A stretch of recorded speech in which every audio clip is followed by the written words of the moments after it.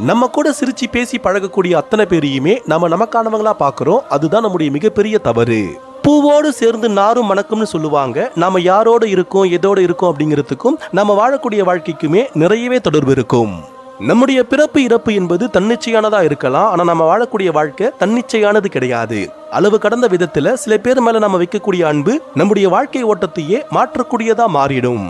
எந்த ஒரு செயல நம்ம ஈடுபட்டாலும் அது நமக்கு பிடிச்சதா இருக்கணுமே தவிர இன்னொருத்தருக்கு பிடிச்சதாவோ இல்ல இன்னொருத்தருக்கு பிடிக்கணும் அப்படிங்கிறதுக்கானதாகவோ இருக்கக்கூடாது. மத்தவங்களை திருப்திப்படுத்த நினைச்சுதான் இங்க பலருடைய வாழ்க்கையில திருப்தி இல்லாம இருக்காங்க. இங்க சிலர் சிரிச்சாதான் நம்ம சிரிப்போம் அப்படின்னா நிரந்தரமான துன்பத்துக்குள்ள நம்ம வாழ்க்கை தள்ளப்பட்டுடும்.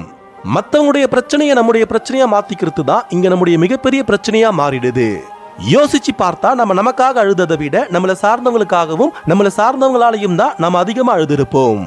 100 பேர் உங்களை சூழ்ந்து இருக்காங்க அப்படின்னா அந்த 100 பேருடைய அழுகையும் சிரிப்பும் உங்களுக்குள்ள ஒரு விதமான தாக்கத்தை நிச்சயம் ஏற்படுத்தும். 100 பேரும் சிரிச்சாதான் நீங்க சிரிப்பீங்க அப்படின்னா உங்களால எப்பவும் நிம்மதியா சிரிக்க முடியாது. ஒருத்தர் மாறி ஒருத்தர் ஏதாவது ஒரு பிரச்சனையை ஒவ்வொரு நாளும் கொண்டு வருவாங்க. ஒண்ணு பிரச்சனையை கொண்டு வருவாங்க, இல்லனா அவங்களே பிரச்சனையா வருவாங்க. உங்களுடைய மன அமைதியும் நிம்மதியும் அடுத்தவங்களை சார்ந்ததா இருந்துச்சு அப்படின்னா உங்களால ஒரு நாள் கூட நிம்மதியா அமைதியா இருக்க முடியாது. நம்மை சுற்றி இருக்கக்கூடிய உறவு முறையில நம்ம கவனமா இல்ல அப்படின்னா நம்ம சந்தோஷமா இருக்கிறதுக்கு 1000 காரணங்கள் நம்மளை சுத்தி இருந்தாலும் வெறும் 4 பேர் நம்மள சோகத்துல தள்ளிட்டு போயிடுவாங்க.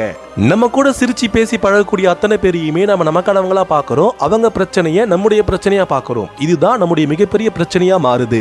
இப்படிப்பட்ட ஒரு சூழல்ல நாம சிக்கக்கூடாது அப்படிங்கிறதுக்காக தான் நம்முடைய வள்ளுவர் மனத்தின் அமையாத வரை என்னை தோன்றும் சொல்லினால் தேரற்பாற்று அன்று அப்படின்னு ரொம்ப அற்புதமான ஒரு திருக்குறளை நமக்காக கொடுத்திருக்கிறாரு.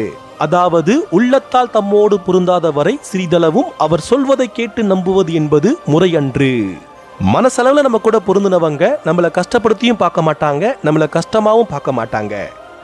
நன்றிகள்.